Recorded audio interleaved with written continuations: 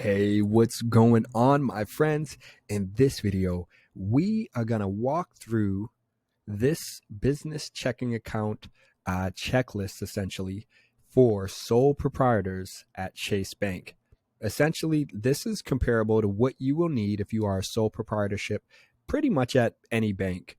If a top dog like Chase has these kind of requirements, you pretty much can, like I said, expect, you know, credit unions and other smaller banks to also have similar requirements. But I today was able to go and open up a checking and a savings account for my sole proprietorship, my DBA. And if you guys are out there who, maybe a part of the TaskRabbit economy, maybe you are part of the Fiverr or some gig app is your main source of income, well, you should consider opening up a business. Well, it is a business, but it's a business sole proprietorship account. But it's essentially the same thing as a regular business account. I was able to do that today, this afternoon, and I now have a business checking and savings account as well as a DBA business checking and savings account, which is, again, my sole proprietorship. And so as you can see here, this document that they have on their site, I will include a link to it down below for you guys so that if you can't find it, you will have this. It does include the requirements, which if you're a DBA, it's not as difficult as you might think. And I'm just going to read the beginning of this. It says, "Thank you for choosing Chase. For all your business needs, we want your new account opening experience to be smooth and easy. We have provided the following important information to help you get started. We look forward to working with you." And I went in, I had this hard copy with me. I didn't need it, but I had it with me, as well as a few other documents. Actually, I literally only had one other document with me. And then the other things I knew that information or I had access to it. And in which that's really what they're going to need. So let's dive into this. As you can see, it says individuals that need to be present at account opening. So when you do this account opening, I don't think you can do it online. I think you will have to do it in person. And, it was fairly easy. I did do two different things, and we did kind of have a lot of personal talk that was around the reps, the agent that I was working with, kind of what he does outside of work, which involves real estate.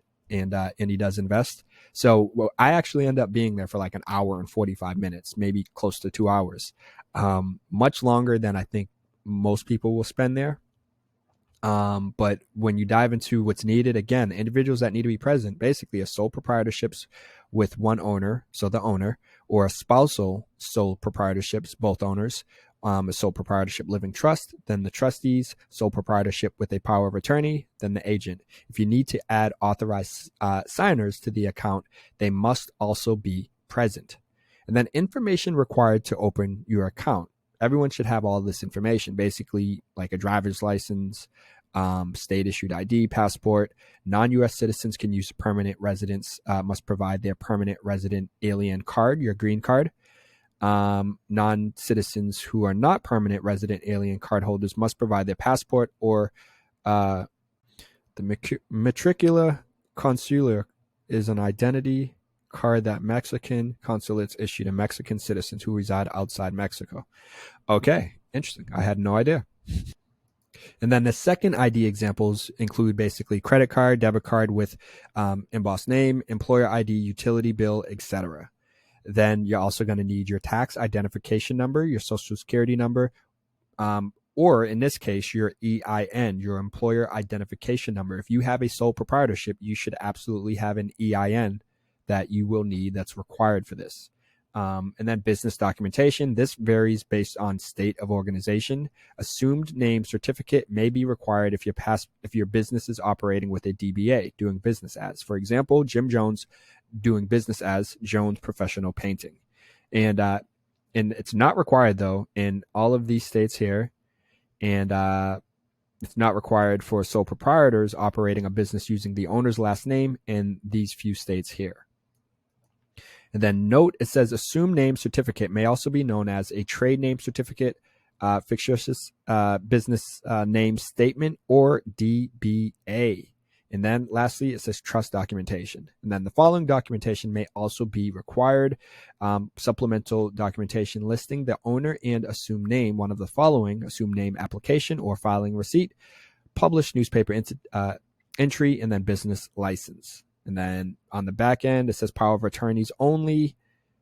We're not going to look at that. And then additional information that will be requested at account information. You will need to know all of this additional information, which includes your business address, your phone number, number of business locations, where products and services are sold, where suppliers and vendors are located, nature of your business, annual sales, number of employees, and types of transactions and volumes you expect to process through the new account. Additional information that may be requested at account opening. The following is needed if you would like to provide limited access to authorized employees, which we don't need to do that because, again, it's a sole proprietorship. So ultimately, my friends, I really only walked in there. I knew all of this information here, down here. And if we scroll back to the first page, I technically, the only other document that I had physically with me was some sort of business documentation. And in Massachusetts, it's really just registering your DBA with the state or with Boston or whatever town or city you're in. So, that's literally a one-page document that I have. And aside from that, I emailed my EIN from the IRS form to myself. So they actually didn't even ask for this. They just said, what is it? And part of this also might be because I've already have established accounts with them. I had my personal account and I had my consulting business account with Chase. So being that I already have a personal checking account and I already had a savings account, checking account, savings account for my other business, it made it easier for me to get approved, and not even get approved, excuse me, because this isn't a credit card, but it makes it easier to get these accounts open. They're not going to be as strict probably when it comes to like, I don't know, for example, if the EIN thing, he might have said we actually need a copy of it instead of just needing that information. I could be mistaken, but again, I know, hey, I already have an established relationship with them. So that might have been why he didn't say, let's print out the copy that you emailed. And he just said, yeah, you can read it off to me. That's completely fine. So having that established relationship, I think, makes things like this much, much easier. And some of you, again, might be wondering or saying, why do I need a sole proprietorship business account? Ultimately, you don't need it, but it will help you with keeping your business and personal expenses separated. Yes, you are the business, you're a sole proprietorship, but you need to start to think about yourself like a legit business, an organization. And when it comes to the money you make, start to allocate and dimmy it up appropriately. So you might have a business checking account or savings account that's going to have your tax money that you're going to have to pay for taxes. Maybe you have other potential investment or marketing expenses. And then you have your personal accounts that you can use. I mean, there's so many everyone's different. There's different kind of approaches you can take, different strategies. Some people say every business should have 5 accounts. So not your personal, but your sole proprietorship is a business. Some people would say you should have 5 accounts, each account for different, expenses and whatnot. I mean, ultimately, if you are a sole proprietorship, having a separate account for your sole proprietorship business and your personal checking and savings account will help you with starting to just better get control and see your money and kind of dimmy it up appropriately, which should help you with managing it better. But the other aspect of doing this is helping you to establish that business kind of credit. Of course, you're not actually getting credit here, but you're opening up an account with a bank, a major bank, Chase at that, and you're letting them see, hey, I'm legit. Like, this is all my stuff, that you're supplying all this information here to say, like, I'm legit. I'm registered with my city. I'm making money. That's the other most important thing. They want to see that you're making money by having that established account. That's just a checking or savings account, and they see money coming in on a monthly or consistent basis. They're going to say, okay, this guy is legit. They have money in their neck of the woods. They're doing well, obviously. Maybe they would be responsible enough to, handle some additional funds. Maybe we can lend them some money, and based off of his track record of that consistent inflow of money, we believe that he will be reliable enough and trustworthy enough and capable to borrow money and pay it back in full. And that's really what it's all about, starting to build up that business credit and separating your personal life and expenses from your business expenses and whatnot. And that will help you with being able to get a much, much larger line of credit, access to way more money. And that's what it's all about in this day and age, using other people's money. OPM, other people's money, OPM. And that's the goal, right? If you don't necessarily have $1 trillion, then let's, if we can get access to $1 trillion, let's use it, invest it appropriately where we can flip something, get more money back, pay off the loan, and pocket the profits. That is the goal. That's the direction we're heading towards. And that's why I'm, pumping out all this credit content and trying to help you guys with being able to stay up to date as to kind of what I'm doing, where I'm at. Because, hey, when your credit score is in the 500s and you can, I don't want to toot my own horn or anything, but when you work your way up so high from the high 500s to the almost at the high 200s, that feels pretty good.